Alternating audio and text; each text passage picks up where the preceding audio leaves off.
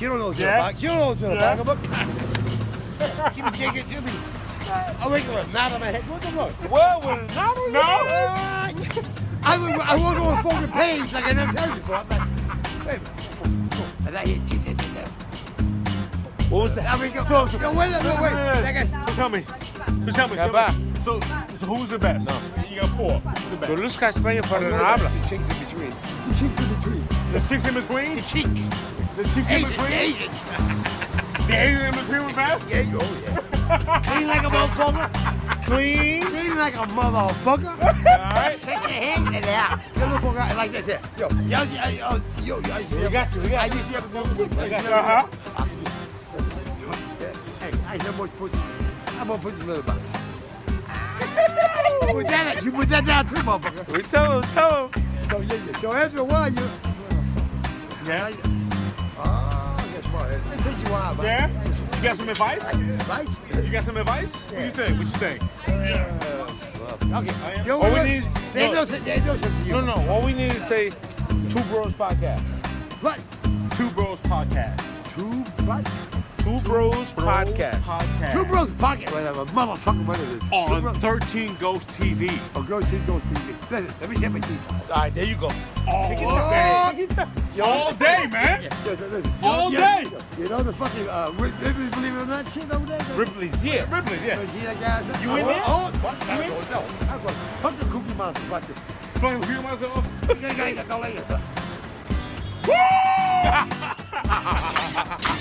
Don't go Cookie Monster, motherfucker. With the Cookie Monster. No, put it back in. No, put it back in. Put it back in. No, the bar over there. No, just all we need to say is They see shit come out. Yeah? They know some furniture moving around. They know to be some furniture. Yo, Mickey, who's the Mickey? They know some furniture moving around the moment. so just all we need is you're watching 2 Bros Podcast. 2 Bros what? 2 Bros Podcast on 13 Ghost TV. 2 Bros podcast On 13 Ghost 13 Ghost TV. Holla. Happy Jesus. Yes, sir.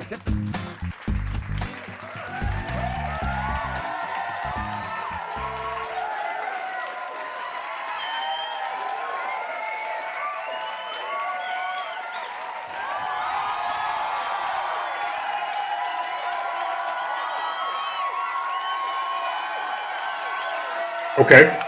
So thank you, babe. The window was sealed off, so not easy to get to it, and I have to go outside, go around. Right. So once I take off the seal, then it's It's perfect. doable. Doable is good. Yep. Yeah, man. It's quite awesome. When's the next body snatches? Body Snatches goes live Friday, 8 p.m. Friday, 8 p.m. I actually found some Sandman joints too from Tuscan Raider days. Okay. So got some Riv playing, man. Rest in peace, Riv. That would be awesome. You got to highlight that. Found a few joints, man. Digging deep. Found a couple of joints, and I was very. It's funny. A friend who's a fan. And hey, what happened to the record with you and this? And I'm like, huh? Well, I didn't even remember it. And lo and behold, yeah. So I said, oh. Then I thought about when I would have done it, when it was, and I said, oh, if it's this, then it must be on this tape. And I just popped in a cassette.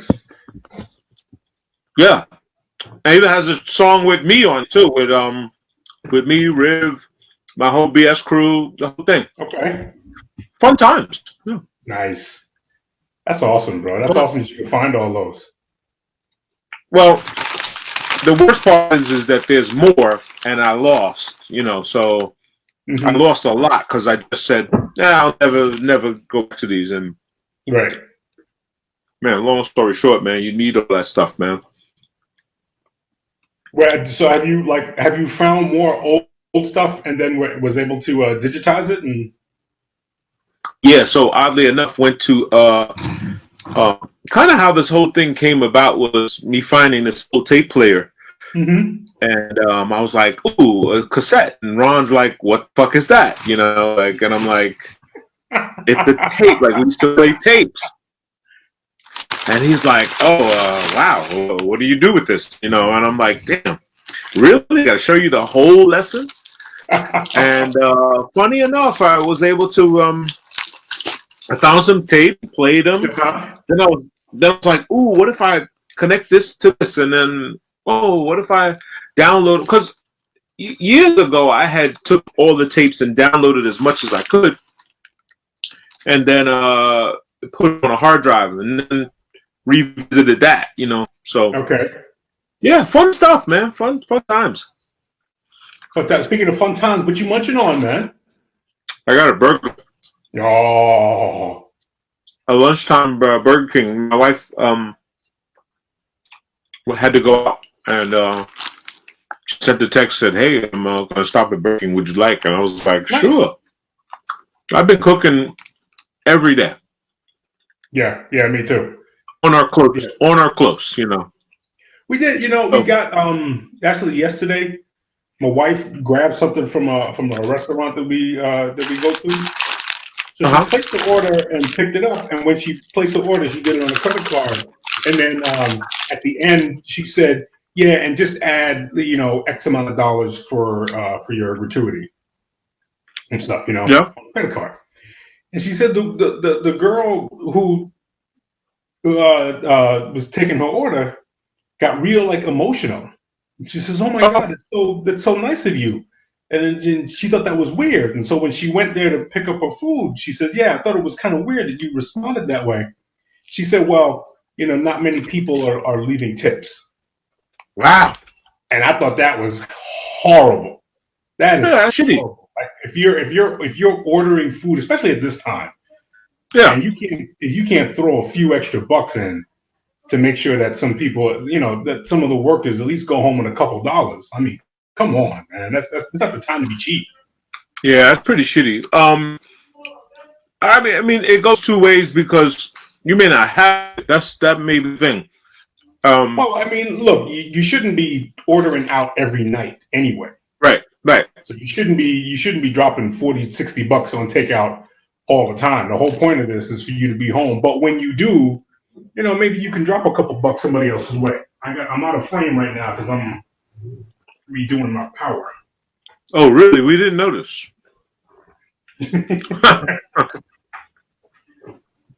There was a guy missing here. Look like you're in a classroom. Power redone. Look like you're in a classroom. No, what it is, and my camera just went off for a second. Did your camera get blocked? Nope. And I saw you the whole time. Okay, no. That's what it is. That's what it was. No, I'm in.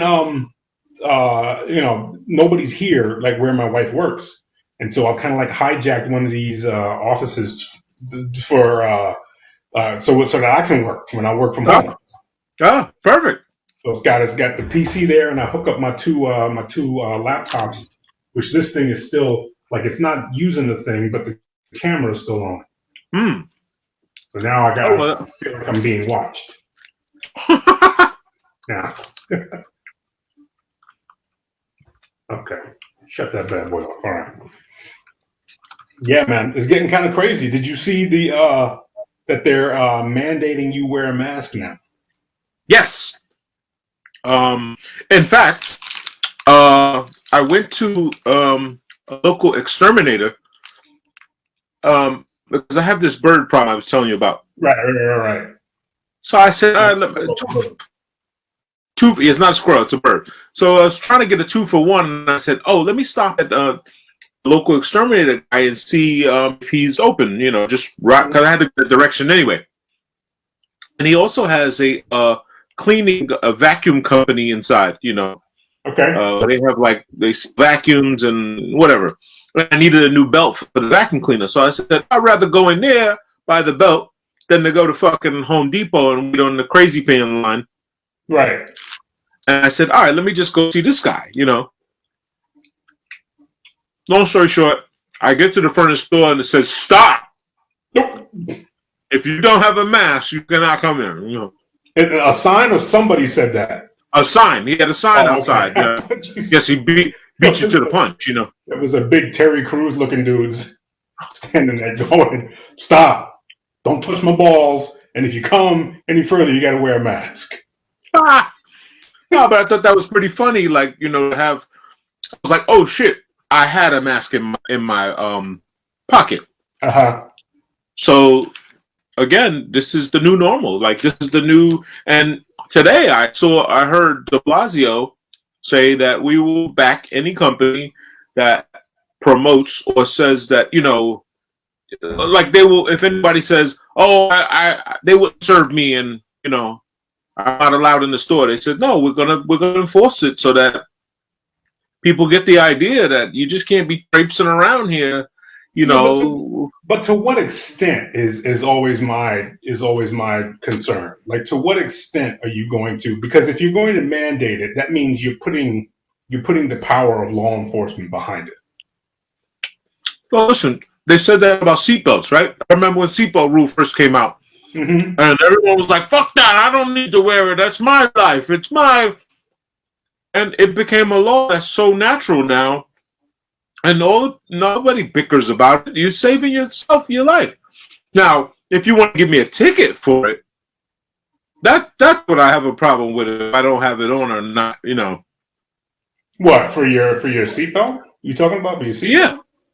Yeah, yeah. Well, but that's the whole. But that's the whole point. The whole point is that it's mandated. So now, it's no longer your choice to do that or not. Right. You know, it's no longer your choice. And I get the argument. I got into this argument with my wife last night. I get the argument that you're doing it for the general public safety. And unfortunately, some people are being irresponsible. And if I'm sick and if I'm going to be in an environment where you're in, I shouldn't make you sick. And so I can take every precaution that I have and we're going to mandate it. I get it. I'm just curious as to when it's going to stop, because I didn't hear anybody say, "Hey, we will no longer mandate this when we see certain things happen." We didn't. It doesn't seem like we've created the criteria to say, okay, if we hit a certain marker, or if we hit a certain time period, or if we see like a certain amount of cases are going down and hospital admissions are at a certain level, then we can probably say, okay, we'll no longer mandate the mask wearing. Because government is quick to grab power. They're not so quick to give it back. Well, listen, like I always say, we resort to the hood sometimes. When the brothers want to wear masks and walk in the stores, everybody's gonna have a problem with it.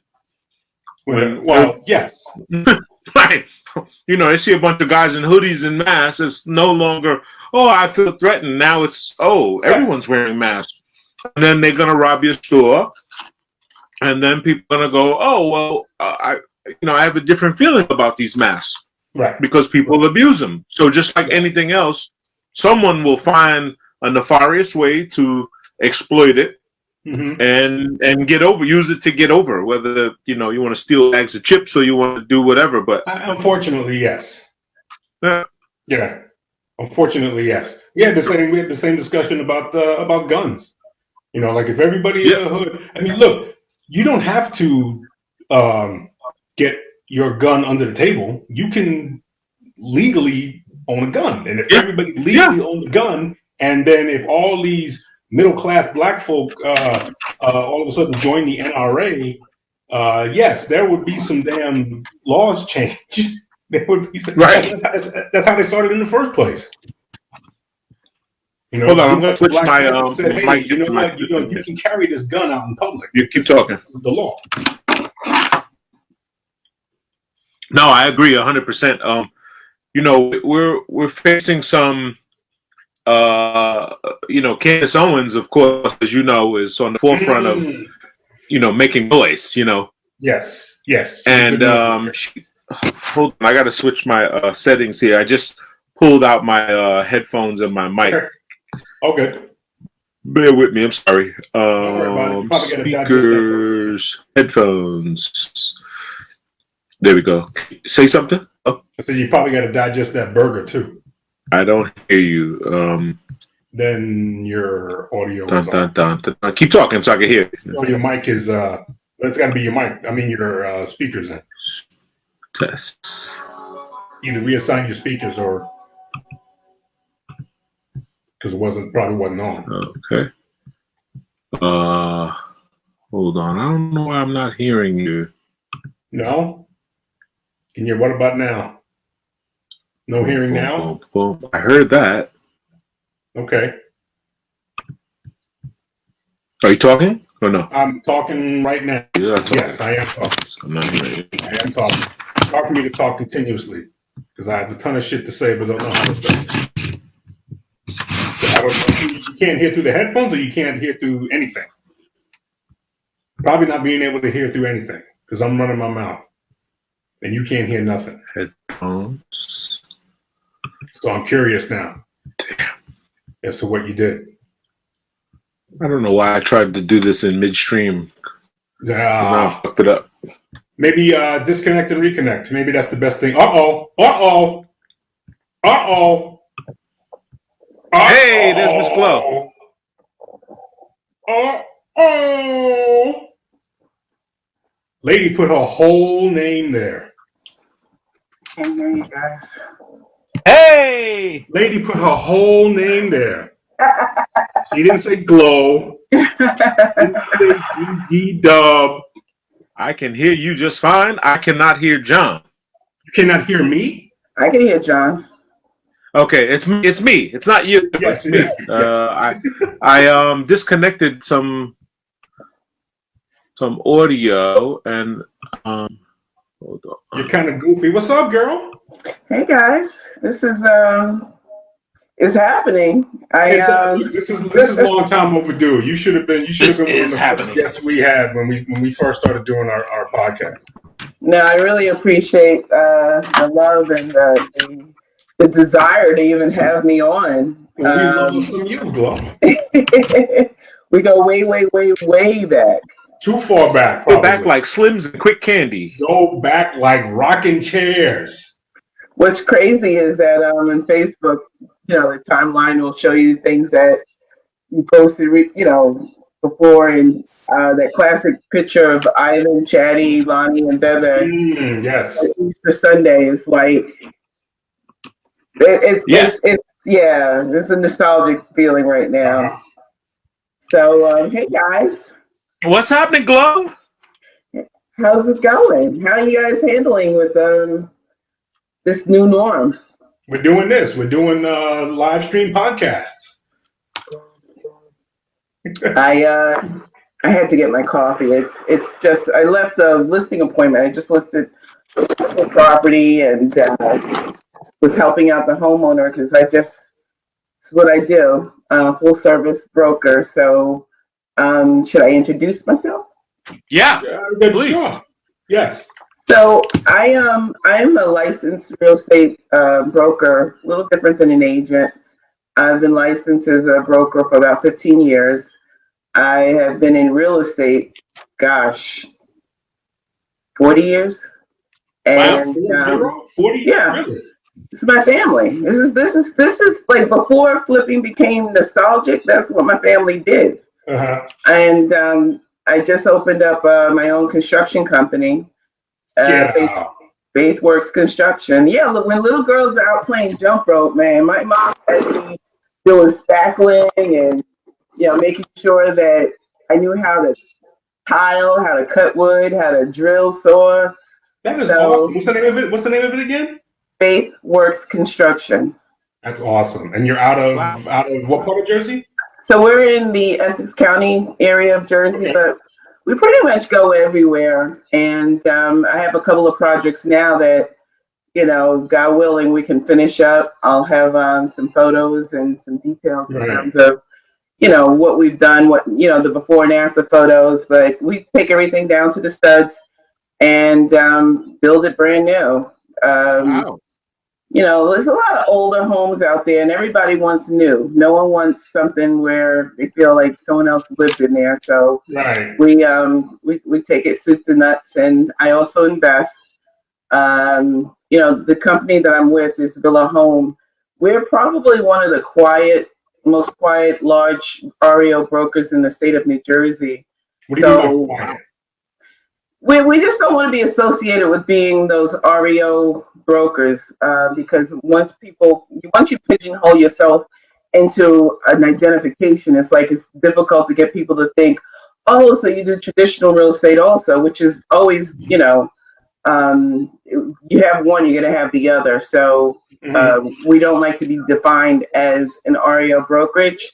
However, in our, you know, arsenal, we probably got about 200 listings, and you know, we're nationwide. So we're in Florida, California, I believe 48 of the 50 states we're in. Wow. So, yeah. Okay, so you ain't fucking around, basically. That's Not messing around. I'm opening up my office. I signed my lease and everything, and then I sneezed, and the owner's like, "Yeah, we don't want you in until all this nonsense clears up." So, you know, I have an office in Montclair, New Jersey, that we will be launching eventually. okay. Wow. How is all this affecting your business? Because you said you just came from a listing, but you know, not a lot of people are out now. So, I mean, is it affect? I'm sure it has some effect. Well, definitely. You know, number one is the concern that everyone has, and you know, before I even go any further, I just want to acknowledge to the audience that this is just, you know, it's an unprecedented pandemic that has impacted every corner of the globe. And my condolences to any families that have been affected by it, infected by it. And personally, in my family, we have had several family members that have both been diagnosed and then who also passed away from it. So this hasn't, you know, gone without just the proper acknowledgement and understanding that we're in a different and unprecedented territory. So when people ask me, you know, like, Gloria, what do you think is going to happen? I couldn't even begin to speculate, but what I can tell you what's happening now is that investing real estate has always been a vehicle for investment, right? You take a house that, you know, as is, needs a kitchen, needs new bathrooms, needs whatever, you put a, you know, fancy bow on it, put it back on the market. Now you're making money, you know, i.e. flipping. And then traditionally, flippers have used what's called hard money lenders. Hard money lenders can be anywhere from a hedge fund to someone taking out money out of their 401k and funding a project. And so those hard money lenders have softened. They're like, wait a minute, we don't know what the economy is going to hold, so let's just put it on pause, right? Banks are the other traditional way of loaning money for a purchase. They've changed their requirements a little bit, but not so much. FHA, you had to have like a 580 credit score in order to get an FHA loan. FHA is the government-backed loan where you're only putting down 3.5%. So they changed their requirements down to up to 620. You have to have a median credit score of 620. And then the conventional mortgages are asking for 700 credit score. So these are not unusual numbers. These are not impossible numbers. And hey, guys, people always need a place to live. So, you know, in terms of the industry, no, it's not the same volume that we were doing a month and a half ago. But in a way, it's a little easier for the little guys, right, that just need a place to live versus these guys who have all this money and can throw, you know, money into a house and crunk it out, so to speak, and charge more money. So what most likely we'll be seeing, because there was a huge inventory issue. There wasn't enough houses on the market.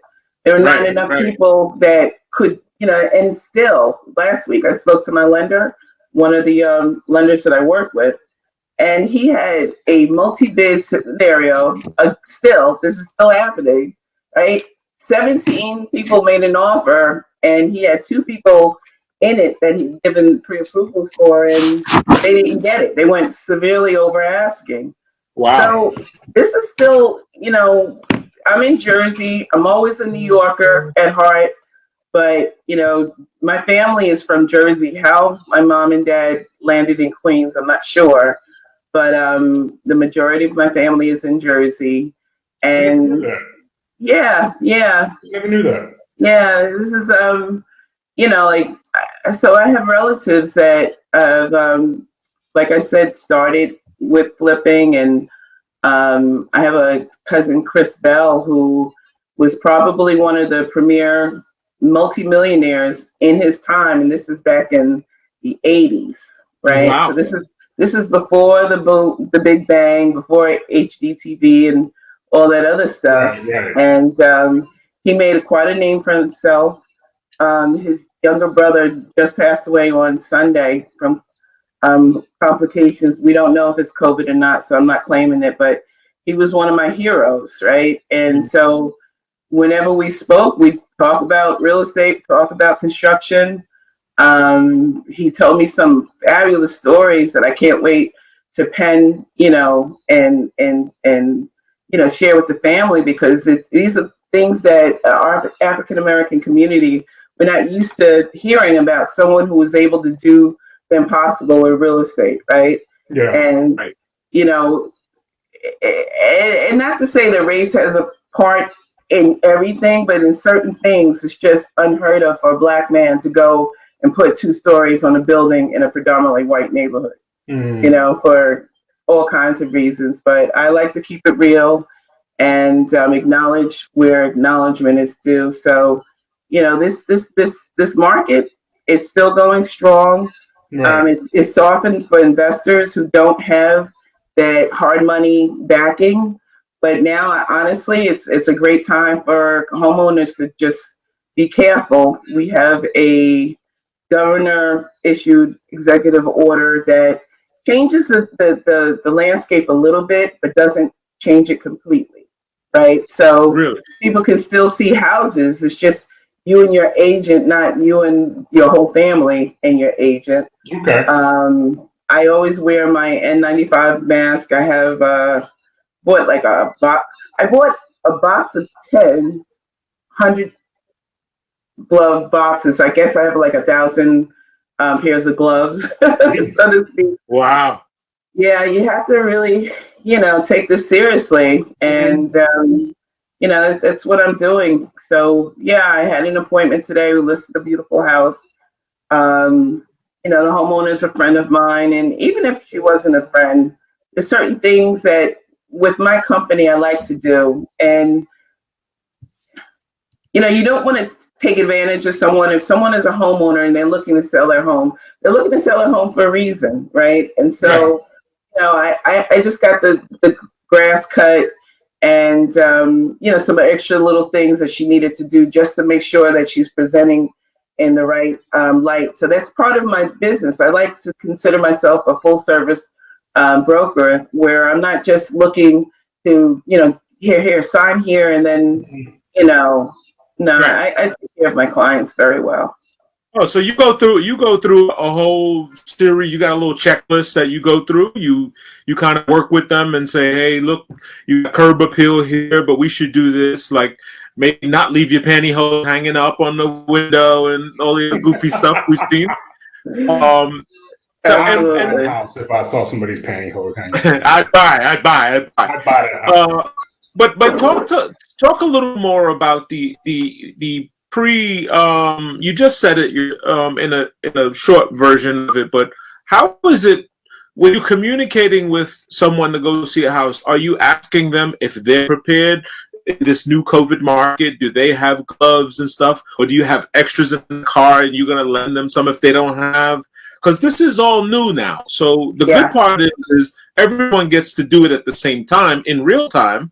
But I guess like anything else, survival of the fittest, right? You have she's going to go back and say, wow, this realtor was great. I didn't have a mask. She had one for me. And this is the girl to go to. This is the company to go to. Absolutely. I mean, every agent, they're all independent contractors, right? So everyone manages their business differently. But I bought my first house when I was 26. I should have bought my first house when I was 21, but I got married and that was a disaster. Yeah. Wait. My husband said, oh no, renting is good. you know, my mom rents, and that's when I'm like, oh shoot, I made a bad decision here, you know, and had to get rid of them. But I bought my first house. Yeah, I said Get it. rid of him because he rents. No, not because he rents, but because his logic was just off. You know, the house that I almost bought, 662 Jersey Avenue in Jersey City, I will never forget. I had an opportunity to buy it in '94 for $100,000. Ask me what the house is worth now. Oh, you're probably what, 700? $2.5 million. Whoa! So when I say I had to get rid of him, yeah, I had to get rid of You had him. to get rid of him. You'd have been Had to- 2.5, but you're cheaper. And the thing about it is, unfortunately, there's a lot of people that just don't see the long game, right? They don't see the fact that, you know, yeah, you could buy a car, right? And you can, a car note is what, $400 or $500, and then you have to worry about the insurance. So all in, you know, you're probably looking at $1,100 a month for a car that depreciates the moment you take it off the lot. Yeah, it's the most valuable asset that we think we have. We think it's an asset, but it's not an asset. It's not. And so you can, you know, purchase a home and, you know, you fix up the home. You can't just get in that house and not do anything, but you got to do some things. And so, you know, I'll get to your question in a second, Chad, but the bottom line is that you really, really should look at what are you leaving for your kids? And it's not even the house that you're leaving for the kids. It's the mental attitude that you can do this. It's not hard. It's not complicated. And then the benefit is, guess what? You know, you have equity. Don't touch that equity. Don't you dare touch that equity unless it's for something really, really, really important. You know, don't touch your equity. Just let it build and grow. So all these lessons, I've been studying real estate since I was 15. And right around the corner from us on Farmers Boulevard, there used to be a real estate office. It was there for a short period of time. But I remember looking in the window and looking at the different houses and looking at the different amenities and then comparing, okay, this house, well, why would they be asking this much for this house? And it's just an education. So it's all that education that someone gets when they work with me. When I bought my first house in Jersey City, I was 26 years young. I looked at the fact that I could get a 2-family for $65,000 versus paying, I think it was like $900 a month for luxury rental at the time. And I like my mortgage was $600 a month, right? And I had a tenant paying me money. So it was just kind of like, why doesn't everyone do this? I don't know, but I get it. It's the fear factor, right? So I'm not going to sit up here and paint a pretty picture. The first thing I had to replace when I first bought that house, didn't know that they had clay pipes, clay sewer lines going into the house. Guess what happens to clay when a big heavy truck goes over it? They break. Yeah. 52 feet of sewer line I had to replace. And at the time, it was about $12,000 to do it. That was a pretty penny, but I've got a sharp lawyer that helped me subgrade some of that to the seller, and it wound up costing me about $6,000 to do. From a financial standpoint, if you think you're ready to buy, are there times when it's actually better to not buy than to rent? Because it seems that if at the end of the day, if you're going to be cash broke by the time you walk into a house, you're actually you might be setting yourself up to actually be even further behind than if you would have like maybe stayed put and maybe, you know, save some more money for another couple of years or something like that. What do you think? Well, I agree. There's certain scenarios where renting is probably better. If you're a transient kind of person where your job is going to be moving you around, yeah, you probably are not going to be able to purchase anything. You could purchase and have a property management company manage it for you in your absence. I wouldn't how do I say this gently? Certain neighborhoods, you're kind of gambling when you're purchasing Right. in a riskier neighborhood versus having your kids in a school system Right. that you prefer to be in. So it's not a one size fit all kind of situation. Every scenario is different, so we'd have to look at the different variables. And I could probably sell more houses than I do now, but I like to be a realist. I don't like to be one of those opportunistic people that, I'm just here to get my commission and I really couldn't care less about your kids. I don't care about, I'm not that type of agent. No shade against those who feel that they just need to focus on their commission. But it's just like for me to, be able to look myself in the mirror and get sleep at night. I give my 2 cents. And So yeah. quick question. Do you ever follow up with people after you've sold them a property? Do you go back and give them a Christmas card and say, how's it going? How's things going? Or it's not a hit and run. I mean, hit them and, hey, I got you, sold your house, and, leave them. Do you go back? Do you go back and say hello? I'm looking at my phone now, not because I'm checking my text messages, but it's funny you say that because I have a client that I sold a house for her and her husband, and we became friends. Yeah. I'd say 95% of my clients become friends. And it's not for anything other than the fact that they like the fact that I'm real, that I'm sincere, that, they see that I go above and beyond. And it's not for me, it's not about a paycheck. It's about I have information for you and it doesn't cost you anything. Right. Most people, there's some people out there that doggone it, they want to charge you for the air that you breathe because they just, so yeah, I keep in contact with the majority of my customers and,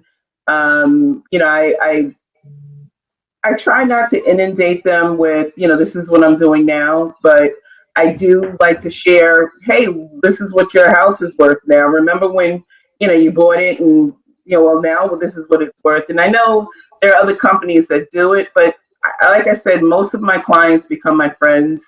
There's a couple that we just kind of, okay, this is that and see you later. And, that's that. But usually there's something wrong with them.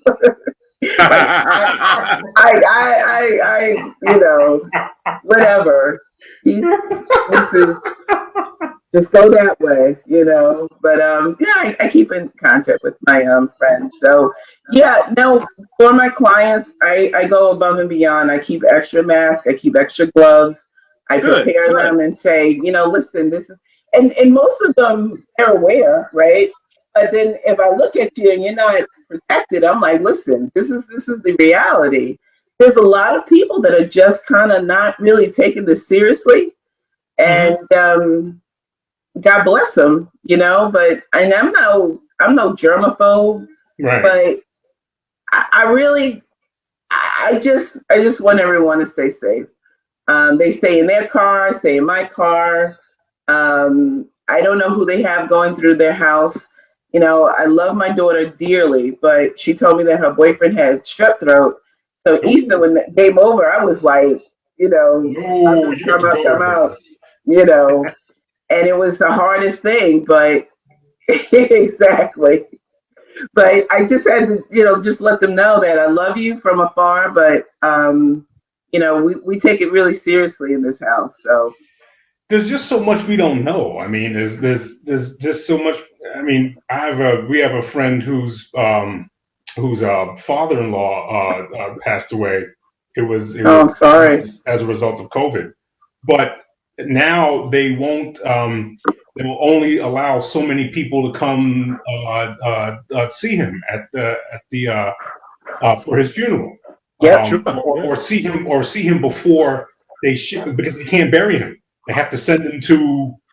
He was in the Bronx, so they got to send him like somewhere. They can't have a traditional service, and they can't, stuff like that. And so they're putting bodies in the park. They're only going to allow like I think like 3 or 4 people at a certain time to at least pay their respects. And so those are all like different, difficult things because we just don't know. Everybody's being. I think if you're in New York, they dump you in Hart Island. That's so. Yeah, I mean, I have a niece. I just found out that her fiance's cousin was killed during a road rage incident in New York. Oh. It was on the news. The mom went to his funeral, of course, and contracted COVID at the funeral and died. Damn. So there's just so much. There's so much, and there's so much that we don't know. I'm not really good with trusting people and trusting that I'm getting all the information. So I just need to keep myself protected. This is my boyfriend.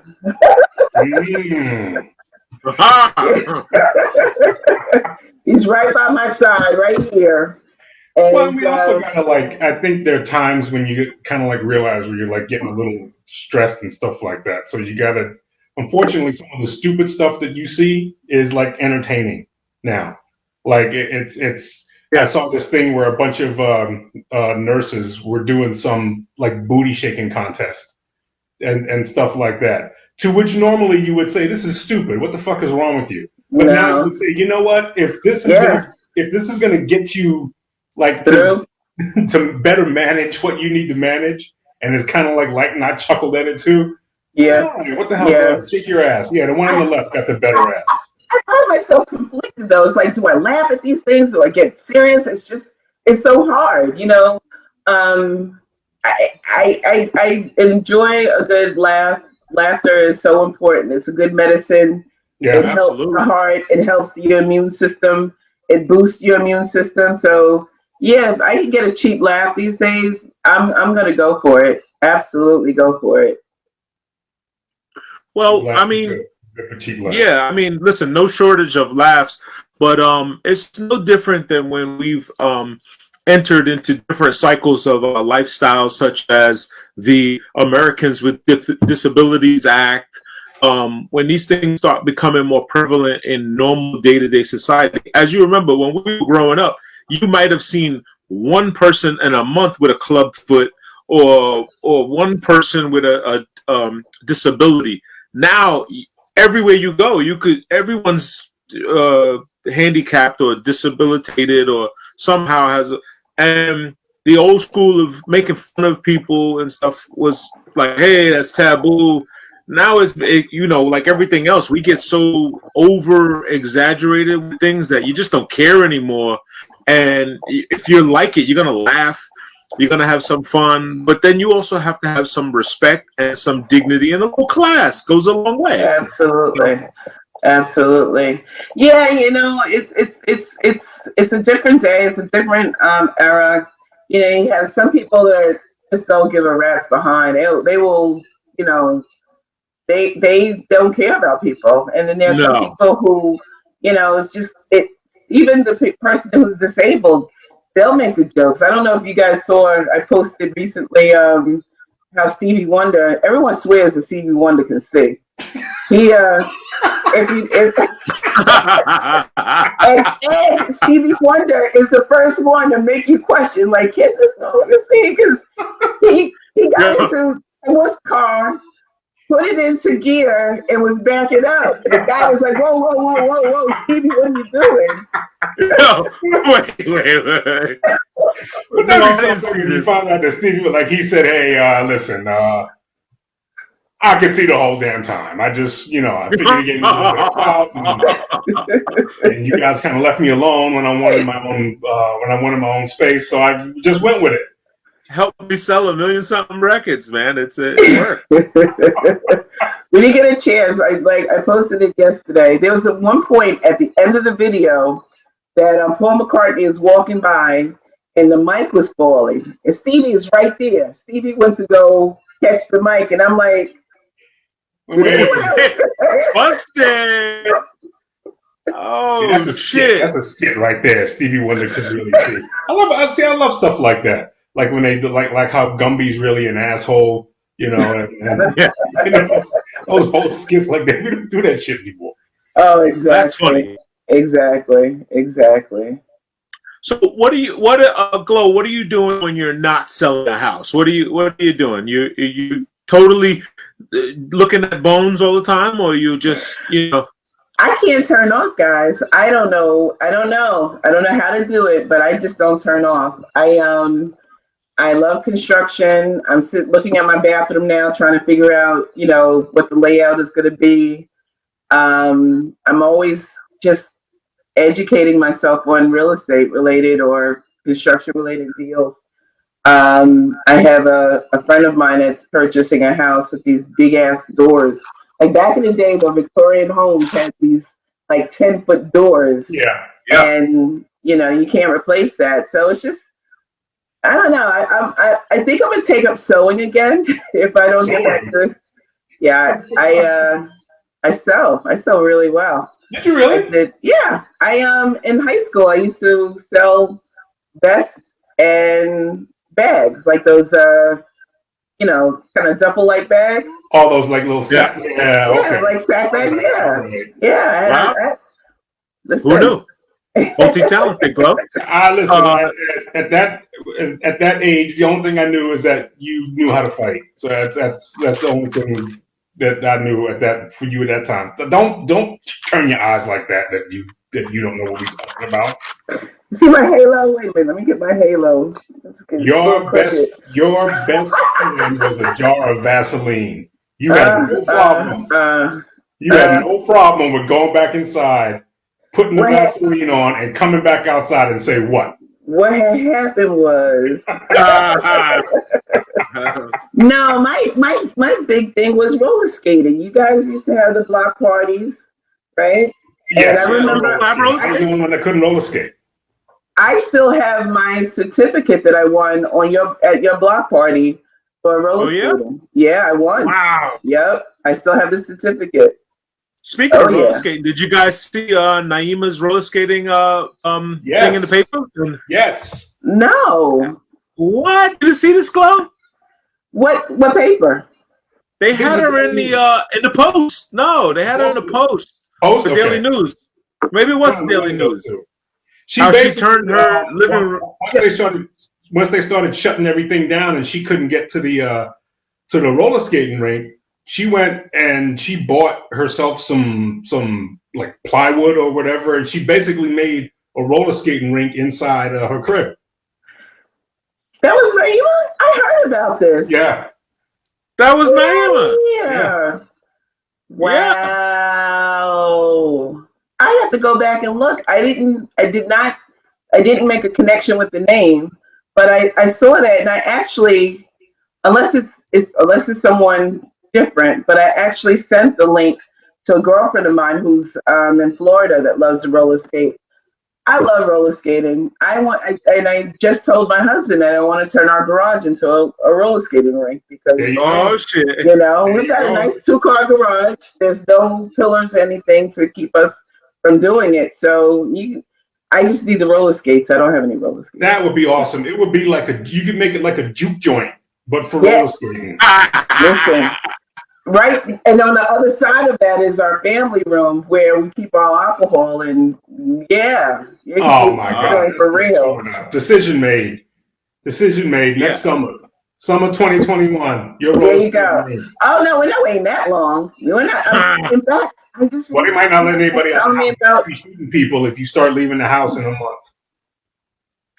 This is crazy, folks, isn't it? Shout out a few people who's checking in with us online. Check out brother Barry Seaton in the building. Barry. My girl Tracy Inez Segui in the building. Who else we got? Kenya Calendar and Justin Time with Phil on the check-in. I'm with you. Nice. Nice. But when speaking of roller skating again, when I was teaching the kids how to drive, the one analogy I love using was the roller skating rink. And I said, look, the parkway is like the roller skating rink. If you miss the exit, you keep going. You go around. You gotta go around. You cannot go backwards. There's no going back. And all those people that, and if you remember, we used to go roller skate with Riv a lot with Renee and his aunt, and boy, we used to have a great time. She taught us all how to roller skate, man. But we miss those days. Those were fun times. And listen, our roller skating rink, because we weren't that fancy, was the neighborhood, and Snake Hill was like if you had to. You couldn't just get your skates and then go straight to Snake Hill. You had to kind of, right? Yeah, like don't. You had to get your weight up. Gotta get your weight up. Gotta get your skills up. And when they repaved roads, it was like yes. That was gold. It's amazing how that. And we go all day long, man. Like all day, all around the paved neighborhood. road was just a beautiful thing to see. You could skate on it, you could play ball on it, you could do all kinds of things on it. You get a nice paved road. It was like, oh, it just unleashed us. It was like, oh my God, I'm never gonna leave this. Now you can't get people out the house. I mean, now isn't that crazy? Legally you can't. But before it was just like video games and kids. Y'all don't understand the phrase. I'm inside one more time, and you're gonna stay inside. You used to get kicked out of the house. Oh, I remember that. No, if you go back in the house, then you have to stay in the house, so you didn't go back home. You didn't go back outside. Yeah, exactly. You had to wait until the street lights came on, and then you stay in front. So everybody had a time they were supposed to be home. Everybody had a time they were supposed to be home, and you knew that you weren't supposed to be out past that time. But our neighborhood is to see somebody's mother come around the corner. That means somebody fucked up. Yeah. You can say it was my mother. You can say it. I'm not scared anymore. You can say it was my mother. My mother. When your mother came out, it was trouble. Yeah. When your mother came out, it was like you knew somebody was getting an ass whooping that night. Oh yeah. Oh yeah. Come around the corner. Hi, Mrs. Everybody became nice. Hi, Mrs. Gibson. Hi. It's like Gloria and I are going inside right now. Say goodbye to your little friends. Didn't see nobody for 2 days. Why were our friends always little? Little friends. Exactly. Say bye to your little friends. The little friends. Like, Haywood? Everybody see Haywood? Haywood, Reggie. See him in forever. Gosh. Speaking of those guys, that block, does anybody remember Mr. Bob? Yes. Mr. Bob lived next door to Haywood. I mean, he was the only last white guy in the neighborhood. Yeah. He used to pay us with celery sodas to go clean his backyard. He had rats. He had all kinds of crazy stuff.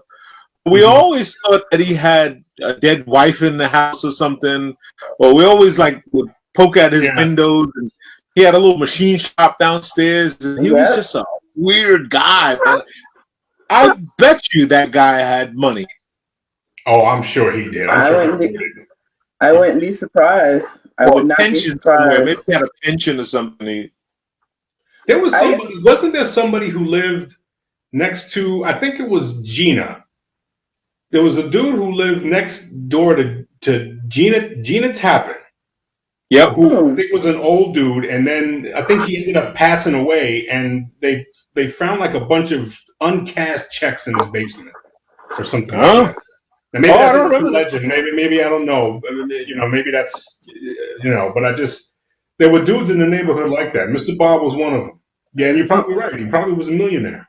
My brother. So on 109th Avenue, across the street from us, there was a German guy that lived there alone. His family had tried to, kind of coax him into moving out, and he was just pretty firm that he wanted to stay in the neighborhood. Yeah. And my brother Eric used to go over to his house after school and, do errands for him, run to the store.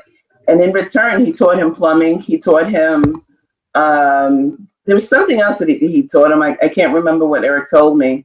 But his granddaughter wrote this beautiful letter in this penmanship that looked as if it hadn't been done by a computer, but was done by hand.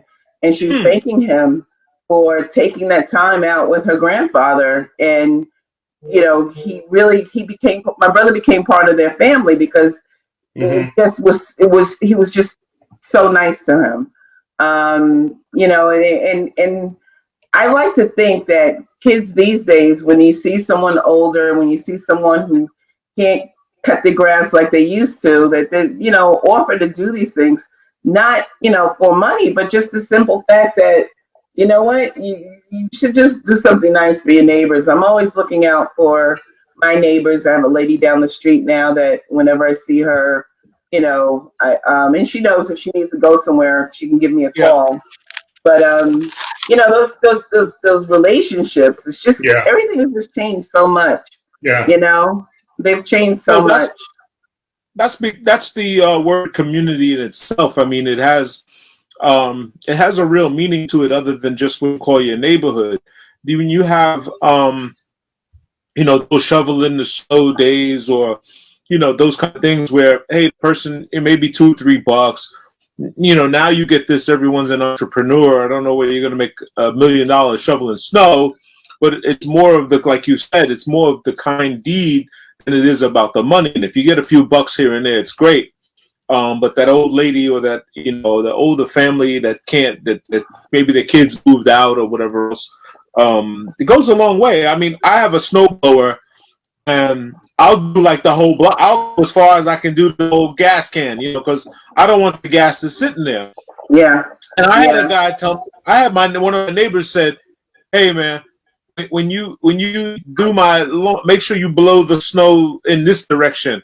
I said, "I don't give a fuck where I blow it. I'm doing it for free." Wow. Wow. You don't get. Hey, Christine Miller just joined. Christine just chimed in. Look at that. Hey there. I see her. It says, "Hey guys." What's happening, Christine? Miss Purple. Oh, these are neighbors right here. It is favorite color. It's been her favorite color for years. So yeah.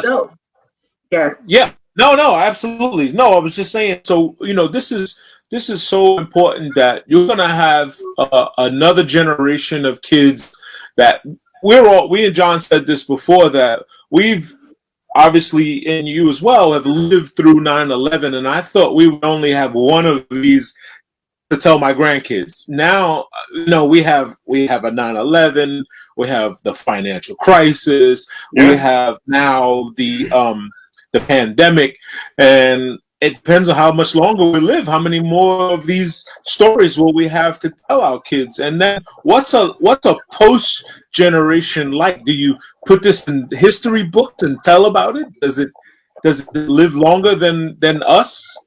Yeah, we haven't had a pandemic since 1918, and it's incredible that in our lifetimes we have a historic event that's happening and that's affecting us. I'm just curious what kind of impact this is going to have on children, because we're adults. We know how things happen. You got to kind of be able to. Well, some adults can get used to the transition and doing what they have to do, but the kids, it's kind of like So remember when we were kids? We used to have those bomb drills, not the fire drills, but the bomb drills where you had to go under the desk. So for the longest time, I thought that, someone is coming to get us. And, so I just wonder what impact this is going to have on the little kids. My granddaughter, she's been out of school for a minute, and she was homeschooled already. So this is just a little different for her, but homeschooling, she's in first grade, but she's on a third grade reading level and third grade math. So my daughter's excellent with teaching her, but I don't really understand how these kids are going to understand. You get what I'm saying? I'm probably not saying it the right way, but I just wonder. They're probably not going to understand, but what they're going to do is they're going to adapt. And that's what they do best. Chad and I were talking about this a couple weeks ago when all of our communication became pretty much more virtual and whatnot. And Chad said this. He said, "You know what? The kids kind of had this down already. So, our young kids, even as young as single digits, they already know how to bring somebody in your online call, and they already know how to communicate without actually seeing somebody or actually picking up the phone and talking to somebody. This is not new to them, and so they're probably just going to adapt. They're going to adapt, and they're going to add it to their. Hopefully as adults, we'll say, okay, this is something you need to add to your foundation as you build up to be a better human being. And this will just be another thing that they do better than we can do. Yeah. I agree. I absolutely agree. So what do you see? Because John mentioned this a little bit earlier before you had joined on, and we talked about all the imposing new legislations. You now have stores and retailers now saying, hey, stop, don't come in without a mask. You have the MTA. You will not be able to ride as of today, you will not be able to ride any form of public transportation without a mask. So this is a whole new infringement upon some freedoms, which are necessary. We get it.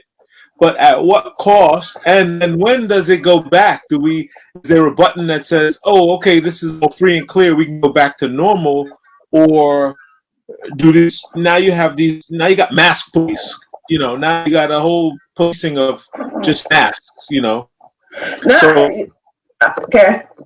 No, I was going to say, so what is your thoughts on where society is placing, for everything we need to help us, how much of it hurts us and how much of it do we get back when this is over?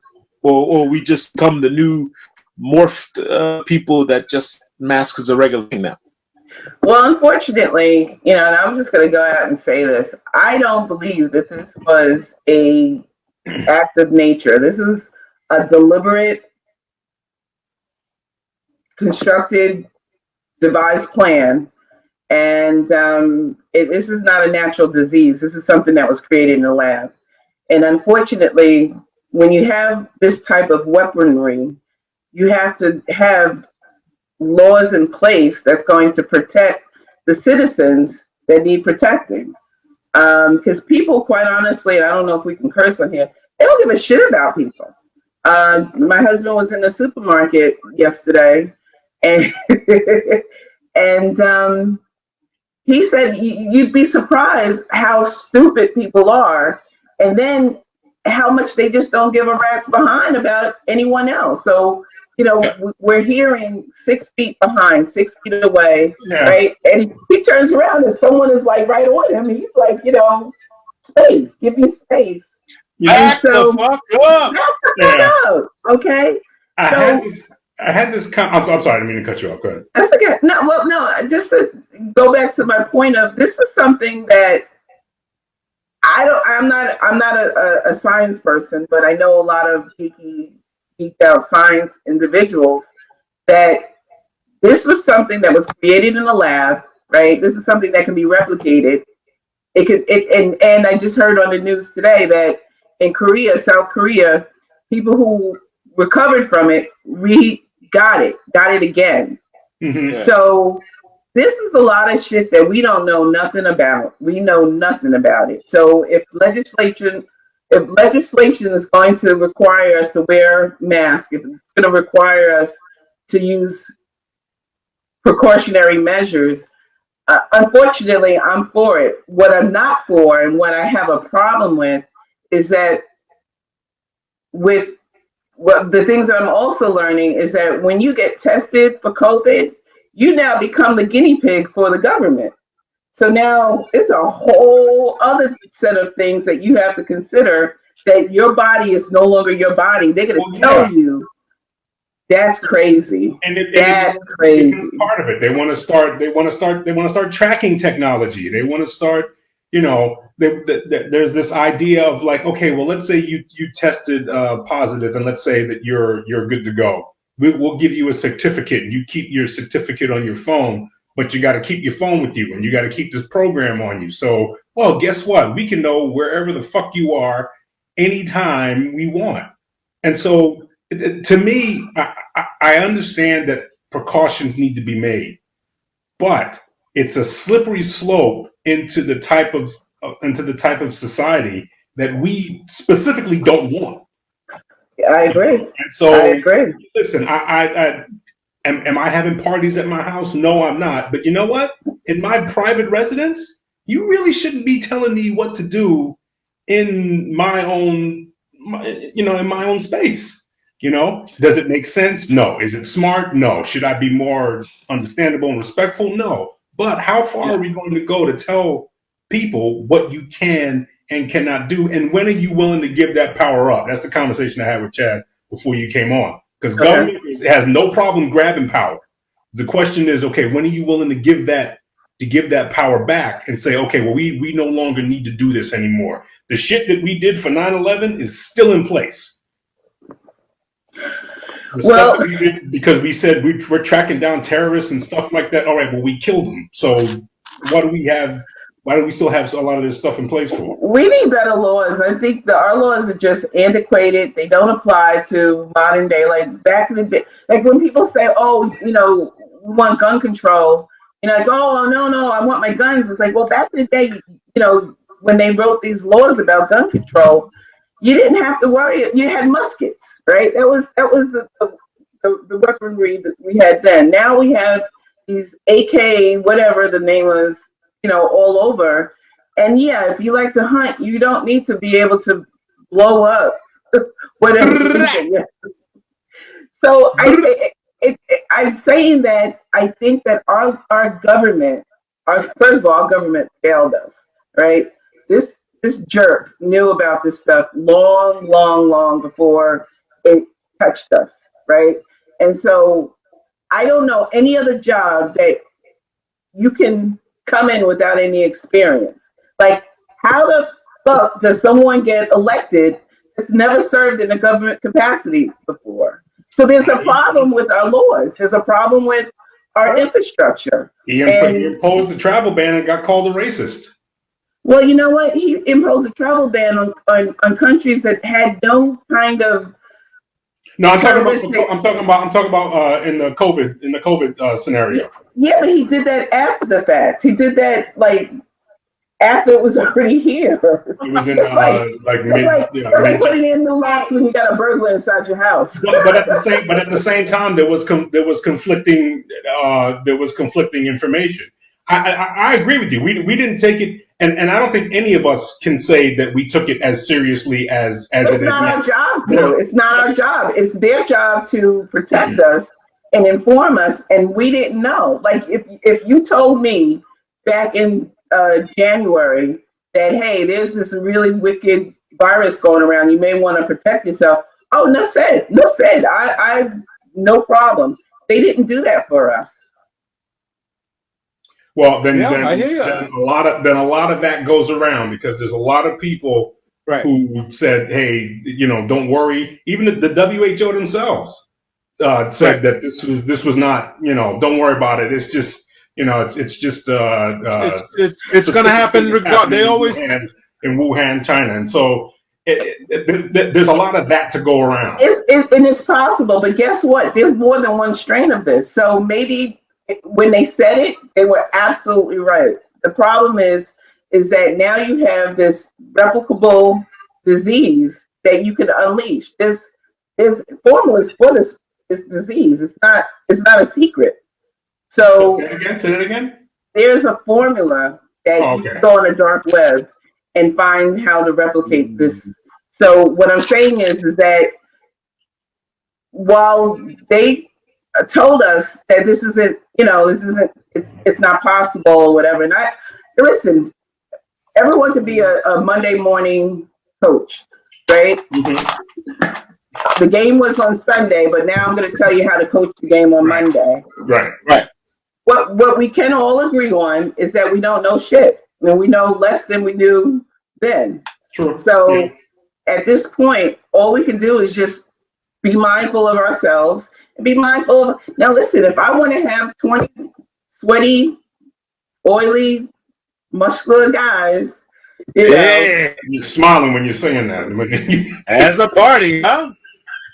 Y'all gotta edit this part out so my husband doesn't. No, we don't edit shit. It's live. You're live. But if that's what I want to do, you know. Hey, he's the first sweaty guy. He's the first one. He's the first one. That's right. He's not part of the batch. I always tell my wife that. I said, there's the list, and then there's you. You got to tell your husband he transcends the list. No, he's the list. Just like a relay, there's an anchor, right? The anchor goes last. He's the anchor. There you go. Okay. Right. He goes last. He gets his last. So come on now. That scenario you put, that don't sound like fun.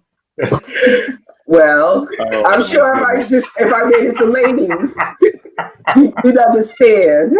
Right. Now, you know what? One thing I say about my husband is so cool. He's not a jealous man, and it's refreshing, you know, to be able to party with a friend. So, you know, he's like, I expect you to look at my wife. I expect you to, you know, think she's pretty. I wouldn't have married her if she wasn't.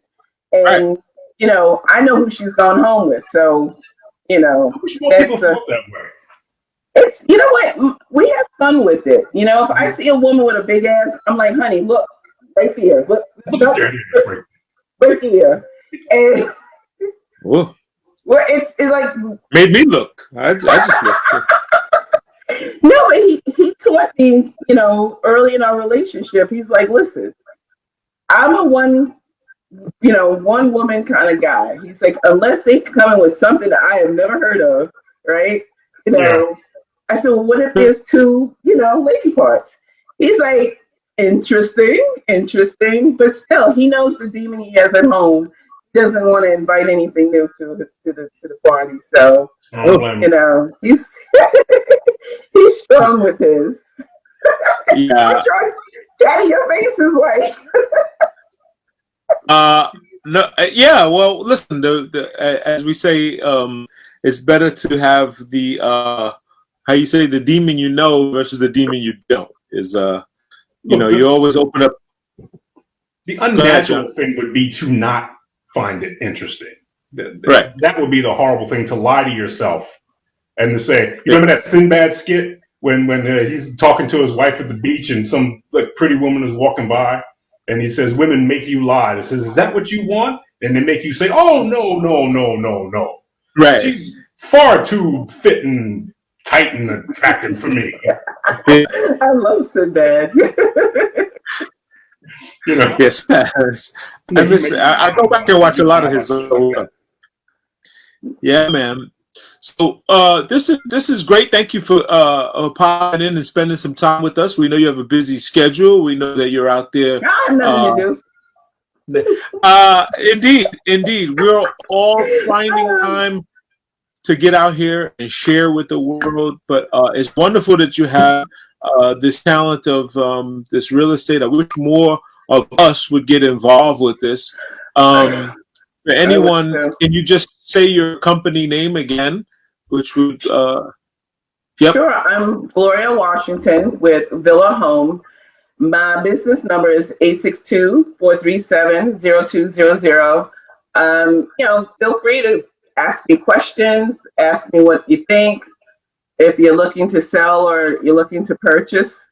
And, you know, you don't even have to use me. What I don't like to see, and it drives me crazy, is when, you know, our people, we tend to not want to share our business with folks, right? Yeah. And so we'll go and tell the white man, and I'm sorry, I'm going to just, you know, keep it what it is.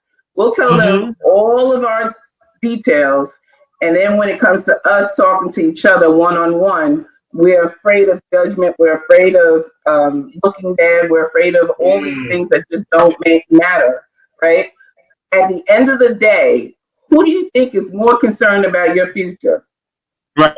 I'm just saying that I have a tendency to see my people just not want to share the real with me. And I tell everyone, I'm a vault, I'm a cone of silence. You tell me something, I'm going to keep that. I don't put any judgment. Lord knows I'm the last person to be judging anybody or anything.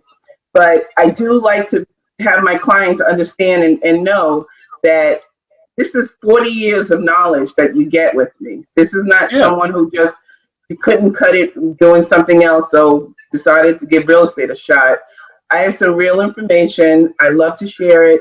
And even if you don't use me, you have a question on a transaction that you're in, or have a question on something that just doesn't sit right with you, you're not getting what you feel is a straight answer. I'm an open book. I make time for everyone. I don't need to make money off of someone.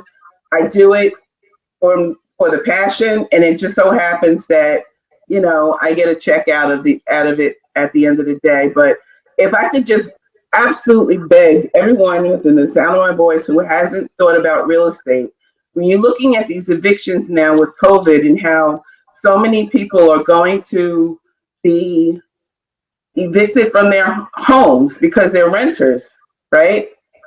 Yeah. It takes 2 months of missing a payment for you to get evicted, but it takes 12 months to maybe 2 years of not paying a mortgage. Right. To have so it's right there. You have a little bit of a benefit. Right. I see there's a question here that It's a question for you. We got a question for you. I see.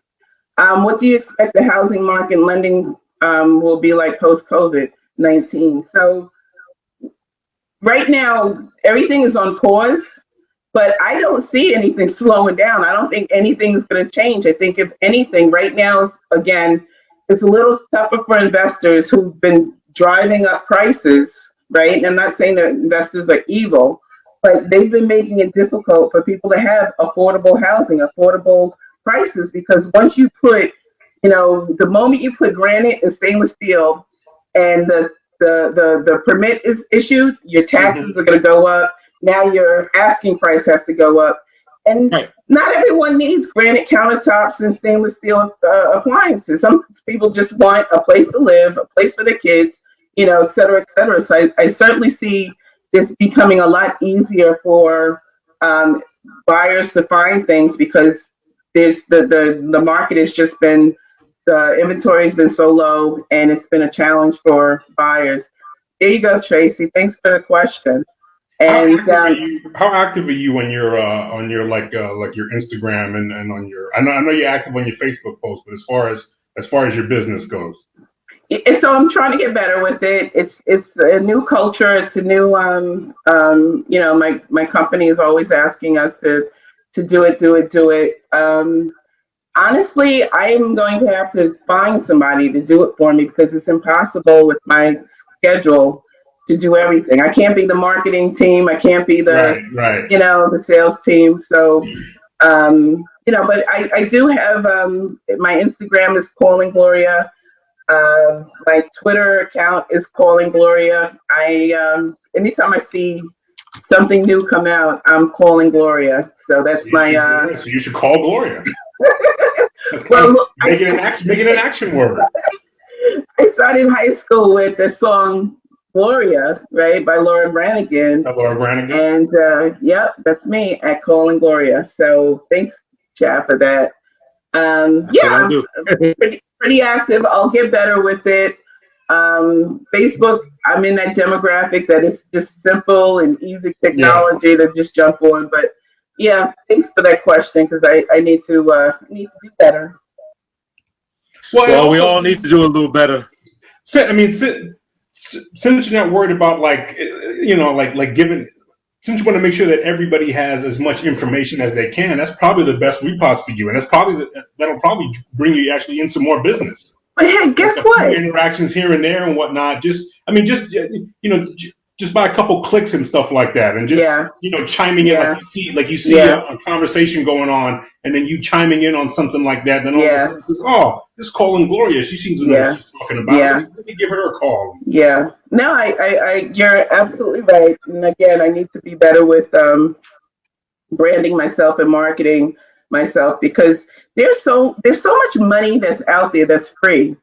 If you go to, I can't think of it, it's on the tip of my tongue. If you go to there's a program that allows you to have I don't know why I can't think of it right now, but we have that effect on people. You sure do. It's like, what was I going to say? It's why can't I think of this? But it's a program that gives you free money or down payment, and you get lower rates than you do for the heck is the name of the program? Well, it's a first-time home buyer thing, right? Is it a... It's for first-time home buyers. They don't care about your credit. I say it again. They don't care about your credit. The only thing that you have to do is show that you don't have any evictions on your credit report within the last 2 years. And The one I'm seeing right now is the Home Track Online. it's a not down payment assistance from HUD, not from HUD. the program that I just remembered. It's NACA.com, NACA.com. Oh, NACA.com. Okay. Yeah. So I have several friends that have purchased homes using my advice. Doesn't cost anything for information, and they again, it's a program, and that program it helps you with purchasing a home, or if you're a homeowner that's in trouble, they help you with starving off a foreclosure and lines you up with experts to help you get back on track. Now, another thing, my little pet peeve, and this is no shade against any attorneys out there, but just because someone has a license to practice being an attorney doesn't necessarily mean that they know what's going on in terms of real estate. Right. And I've seen too many stories of these attorneys that are taking advantage of people's, I don't want to say ignorance because that's not a nice word, but their lack of knowledge. Well, they're lacking, knowledge. And it's quite honestly, it's disgusting because they can take your money, right? Make it sound like they're doing something for you, and they're not doing anything. Yeah. Got a question here. Jay.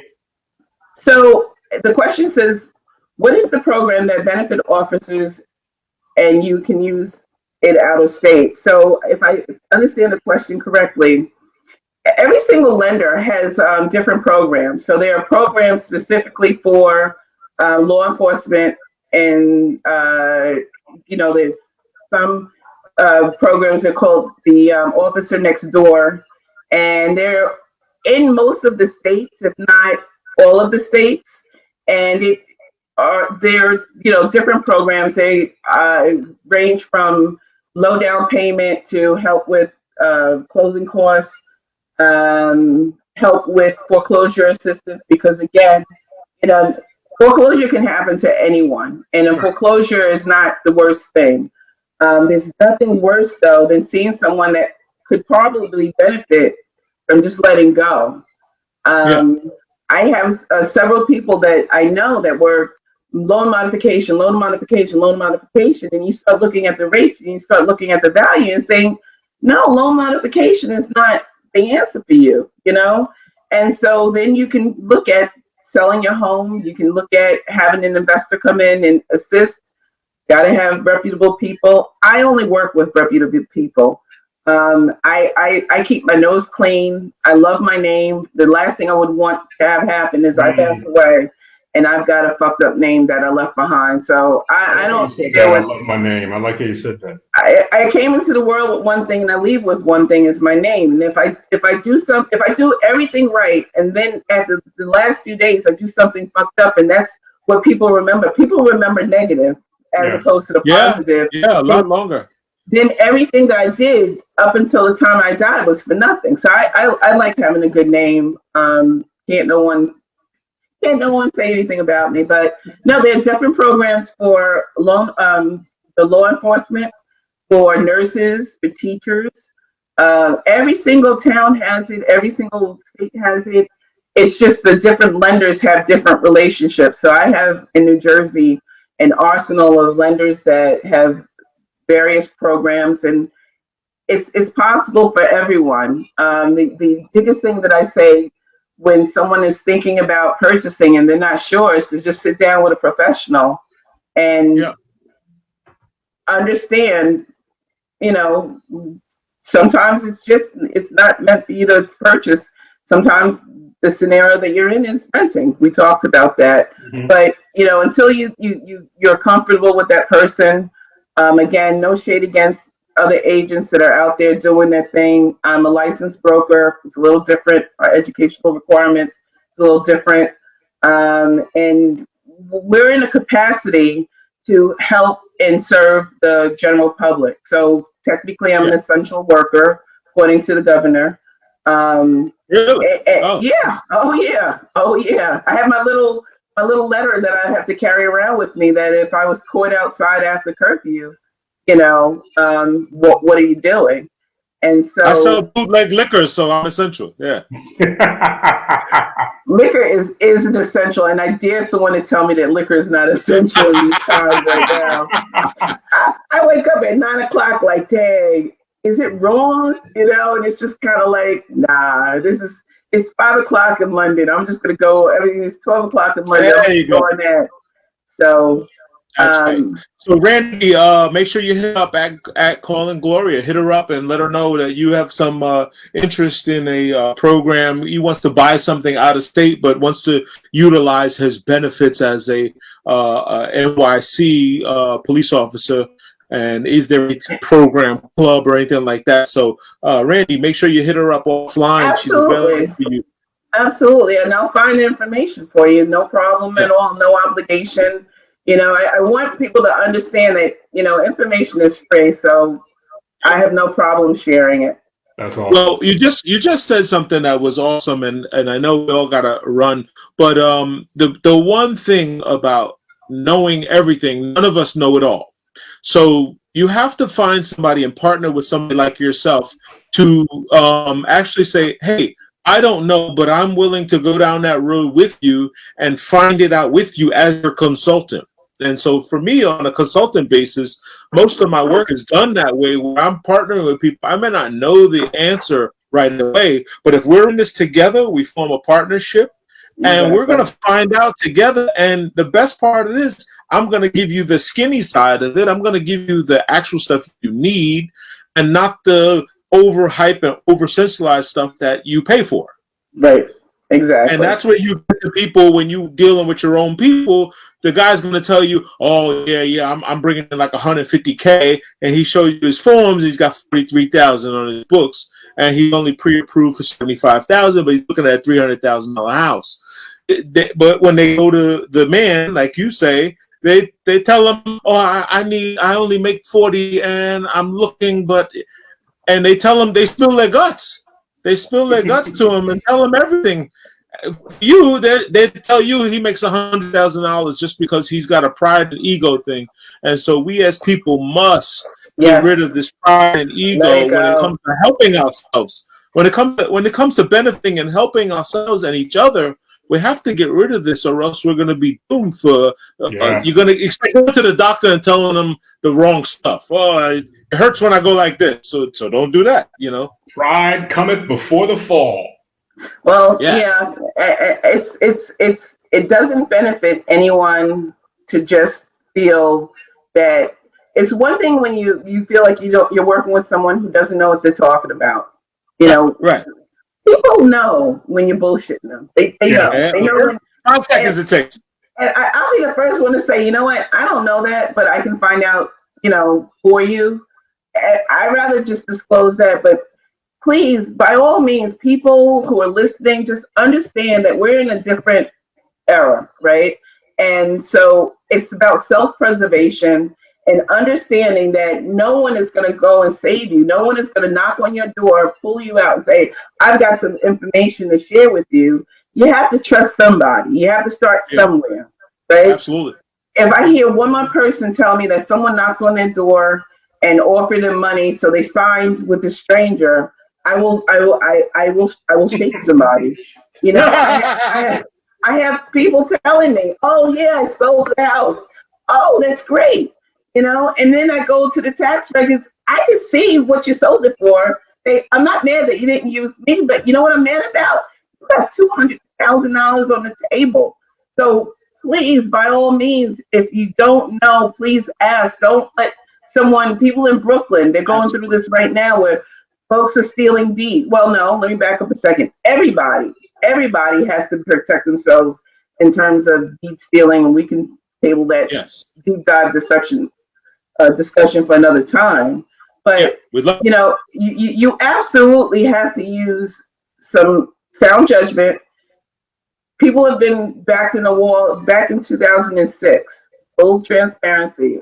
I was a licensed real estate broker. I was going into foreclosure. I had a tenant in there that was a crackhead, and I didn't know they were crackhead, and had more rights than I did to my property, right? And I'm fixing things and can't pay my mortgage where I was living, plus this mortgage. So I needed help, right? And I'm like, I've got all these people coming at me saying, oh, I can help you with this, I can help you with that. But I said, you know what? I came across a lot of good people with a lot of good information, and went to one of my clients. They said, I've got an investor that can help you. To this day, if this man asked me to go, strip in the middle of the street, not that he has to ask me that. But anyway, what I'm saying, you guys, we go so far back, it's like I say anything to you. But the bottom line is he was able to get me from underneath my situation, right? Where everyone else is telling me, oh, there's no money. I got $60,000 in my pocket, right? When everyone else is telling me you're gonna owe me money or you're gonna owe this. Wow. So it's a situation, and sometimes someone feels the back is up against the wall. All right, just use your brain. Absolutely. and ask me. Calling Gloria. So, Gloria, we want to thank you for chiming in at Two Bros Podcast. This has been a wonderful and informative session. Thank you. John, thanks for putting this together. We've had a great time. Thanks to our listeners and followers who've been asking questions. Tracy Inez, Randy J. We appreciate you guys. And if anything, contact Gloria at Calling Gloria for any of your real estate needs. As always, you can always poke and prod at me and John O. We are here for your punching pleasure. All right, party people, we're going to get out of here. This has been Two Bros Podcast, episode 99.3. No, you said it. Oh, I said it. I said it. .3. All right, we want to thank Gloria for coming in. And peace, party people. Have a blessing day, but more important, be a blessing to someone else. Or fuck them. Stay safe. Love you, bro. Love you guys.